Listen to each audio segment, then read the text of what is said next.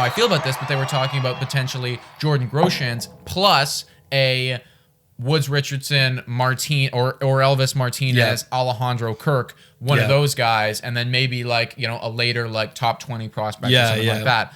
That's a lot of capital to be giving up for a guy. Yeah. Do you think that return that Luis Castillo would provide to us is enough to get that deal done? See, the deal is literally, you know, you're talking about Jordan Groshans and like a Martinez, you know, they're not playing for us right now. No, they're not. And it's kind of hard to squeeze them into our current roster of position players. That is true. So what we need is starting pitching. And if we can get Castillo and we can guarantee we get him for the next 3 years, I would say it would be a great deal. Right. Yeah, because you are right though. This is a position of need for us. Yeah. Absolutely. I think it's like I don't want to give up Simeon Woods Richardson is the thing, because I know that we need him too. Right. But at the same point, you don't want to be giving up Jordan Groshans and another top infield prospect, because then it's like, oh well, we're giving up so much infield. So I'm interested to see if something like this was to get done, where the Jays would try to navigate this, like what sort of prospects are on the block for us.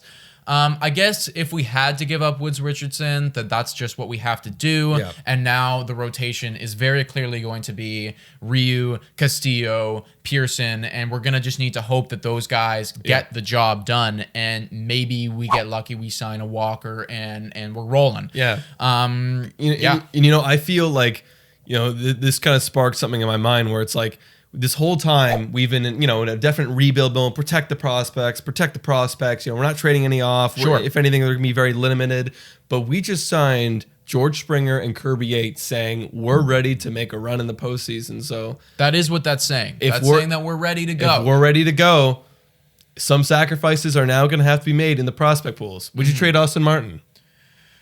Oh, I feel like I wouldn't, because that's a down the line kind of thing. Austin Martin, buddy. You know what I mean? That's tough. Would I trade Austin Martin? Would I trade him for Luis Castillo? Is that what you're asking?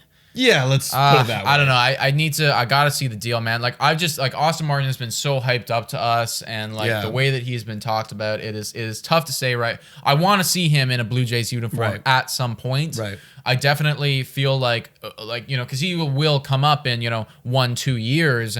And at that point, you know, it's like, oh my gosh, like the lineup is going to be so filthy to have this elite guy just show up here. Right. So my instinctual reaction is no.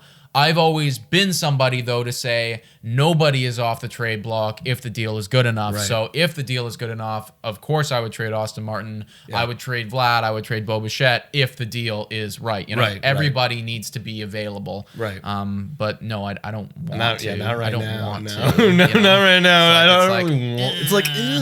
Like I want. We got so hyped up over the summer over quarantine. Like, oh my god, Austin Martin. Yeah. Now it's like, no. I don't think they will. I don't think that they will either. I think that he is definitely off limits. It seems like him, Pearson are totally off limits.